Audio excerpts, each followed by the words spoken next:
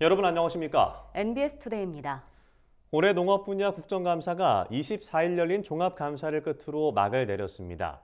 이날 감사에선 20만 원 밑으로 하락한 쌀값을 두고 농정 당국에 책임을 묻는 목소리가 이어졌는데요. 여야 의원들은 국감장에 참석한 농업 분야 기관장들에게 쌀값 안정을 위한 실효성 있는 대책이 시급히 마련돼야 한다고 강조했습니다. 황수민 기자가 전해드립니다.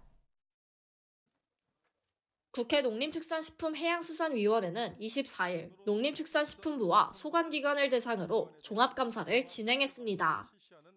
이날 국감에서는 쌀값 안정을 위한 실효적 대책을 요구하는 여야 의원들의 목소리가 이어졌습니다. 어기구 국회 농해수위원장은 쌀 재배 면적 감축을 위해 타작물 재배 지원을 강화해야 한다고 주장했습니다. 지금 정부가 이게 전략작물 해가지고 콩, 밀, 보리 이렇게 해갖고 지금 하고 있잖아요. 네. 보조금도 줘가면서. 근데 이게 그렇게 지금 같은 면적하면 하면 안 되고 이 40만 톤을 생산할 정도, 땅.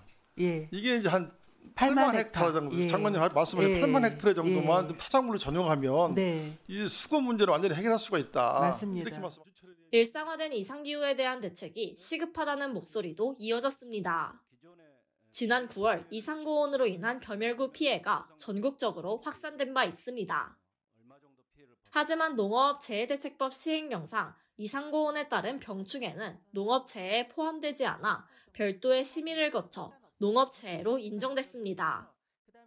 이에 주철현 더불어민주당 의원은 이상고온으로 인한 병충해도 농업재해로 인정받을 수 있도록 시행령을 개정해야 한다고 제언했습니다. 이러한 병해충, 특히 이 벼멸구 같은 이 병해충으로 인한 농업 피해가 발생하면 바로 농업적으로 인정할 수 있게 시행령을 좀 고치셔야 됩니다. 그러실 요양이. 송미령 농식품부 장관은 시행령 개정의 필요성에 대해 공감하며 개정을 검토하겠다고 밝혔습니다. 가락시장 5개 도매법인의 농산물 유통 이익률 담합 의혹을 조사해야 한다는 지적도 나왔습니다.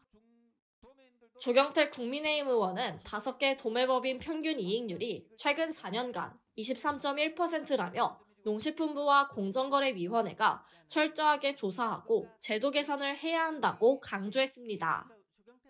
담합 의혹이 너무도 짙게 나타나고 있어요. 다 보면은 두 자리 숫자고 다 보면 20% 수준입니다. 맞죠? 그래서 이걸 정부에서는 그 공정거래위와 함께 해서 이걸 담합 의혹이 있는지 철저하게 조사해야 되고요. 이거 제도 개선해야 되는 거 아닙니까? 식량 안보 강화를 위한 해외 공급망 확보가 제대로 이루어지지 않고 있다는 지적도 제기됐습니다. 문대림 민주당 의원은 정부가 해외 공급망을 통한 곡물 수입 비중을 2027년까지 18%로 늘리겠다고 공언했지만 지난해 0.6%에 그쳤다고 꼬집었습니다. 정부가 내놓은 해외 곡물망 확보 지원 융자 사업 실적 있습니까? 최근 2년 동안? 없는 것으로 알고 있습니다. 없지 않습니까? 네.